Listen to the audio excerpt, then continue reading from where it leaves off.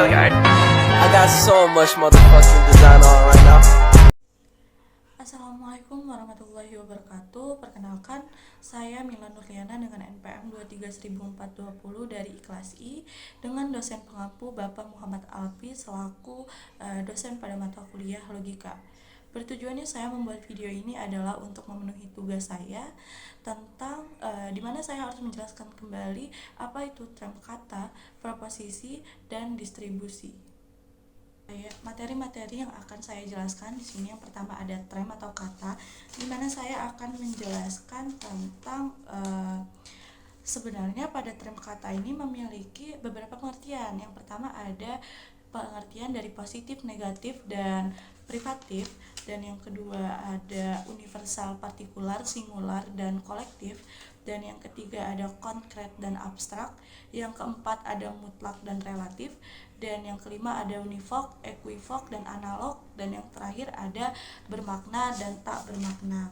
Kemudian ada pun pada proposisi yang akan saya jelaskan, yaitu adanya tentang pengertian daripada proposisi itu sendiri, kemudian tentang adapun proposisi kategorik seperti itu, dan kemudian adapun tentang distribusi, di mana saya akan menjelaskan apa aja sih itu distribusi dan apa saja sih itu yang dimaksud dengan distribusi serta hubungan-hubungannya. Nah, dalam kata pada pelajaran logika ini, untuk mengetahui apa sih posisinya dan bagaimana sih cara penggunaannya. Dalam pengertiannya ini ada banyak sekali kata. Yang pertama itu ada positif, negatif, dan privatif, di mana dalam positif berarti mengandung adanya penegasan di dalam kata tersebut. Contoh, ketika saya menyebutkan si A kaya raya, kita garis bawahi bahwasannya kaya raya. Kaya raya mengandung makna bahwa dia memiliki harta benda. Kemudian kita mengatakan si A ini pandai seperti itu, maka yang digaris bawahinya adalah kata pandai yang bermakna bahwasannya seseorang ini memiliki ilmu atau pengetahuan.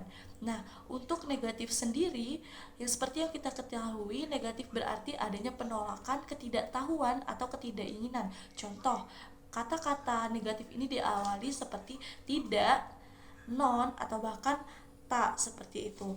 Contoh, tidak kurus atau bahkan tidak kaya. Kemudian ada pun privatif, yaitu privatif masih berkaitan dengan positif. Jika positif tadi mengandung makna, maka privatif ini adalah suatu kata yang tidak mengandung makna di dalamnya. Contoh, ketika saya mengatakan seseorang itu tidak kaya, maka dia tidak memiliki harta benda. Kemudian bodoh, maka seseorang itu tidak ada ilmu atau tidak memiliki ilmu seperti itu.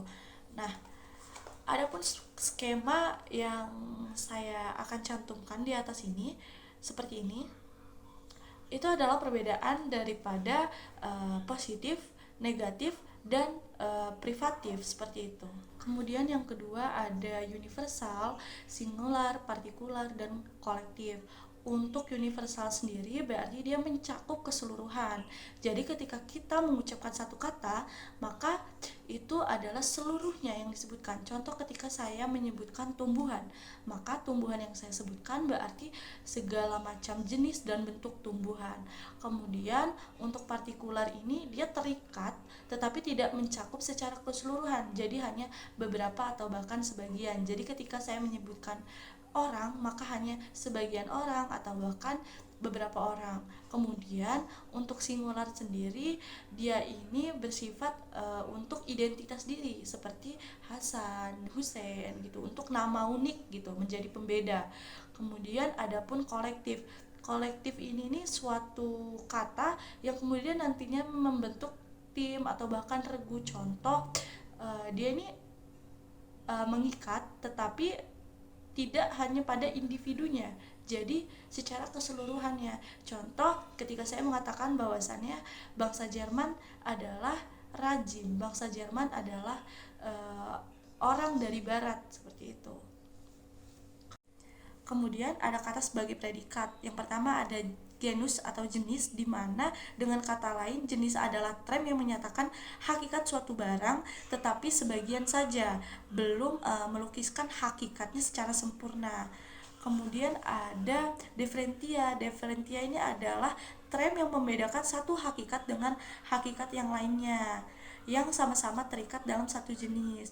Kemudian ada propria atau sifat khusus, di mana term yang menyatakan bahwasanya sifat hakikat dari suatu spesies sebagai akibat daripada sifat pembeda yang dimilikinya. Kemudian ada acdentia, di mana adalah term yang menunjukkan sifat yang tidak harus dimiliki oleh satu spesies seperti gemuk, kurus, pandai, dan ceroboh. Kemudian ada makna, denotasi, dan konotasi. Untuk denotasi sendiri adalah makna yang sebenarnya. Untuk konotasi sendiri itu dia lebih kepada emosional sehingga menunjukkan rasa yang lainnya, emosional yang lainnya. Jadi untuk proposisi sendiri ya ini pembicaraan logika berurusan dengan pernyataan pikiran dalam bentuk. Contoh, besi bila dipanaskan memuai. Maka dalam proposisi yang kita ketahui adalah proposisi ini pernyataan dalam bentuk kalimat yang dapat dinilai benar atau salahnya, seperti itu. Kemudian untuk proposisi kategorik sendiri, ya ini proposisi yang paling sederhana terdiri dari satu term subjek, term predikat, satu copula, dan satu quantifier. Nah, ini rumusnya. Dimana seperti yang kita ketahui bahwa subjek ini adalah term yang menjadi pokok pembicaraan. Kemudian adalah predikat, itu tuh yang menerangkan subjek. Kemudian ada copula yang menyatakan hubungan antara term subjek dan term predikat. Kemudian ada quantifier, di mana kata yang menunjukkan banyaknya satuan yang diikat oleh term subjek. Contoh itu ketika saya mengatakan bahwasannya semua orang suka permen, maka semua adalah quantifier, orang adalah term subjek, suka adalah copula, dan permen adalah term predikat. Maka itu masuk ke proposisi yang A, seperti itu. Kemudian ada distribusi, di mana distribusi ini berhubungan erat dengan pembahasan denotasi term subjek dan predikat, begitu. Terus dalam distribusi ini juga ada dua istilah yang sangat perlu diketahui. Yang pertama itu ada tertebar, distribute, dan tak tertebar, undistribute, seperti itu.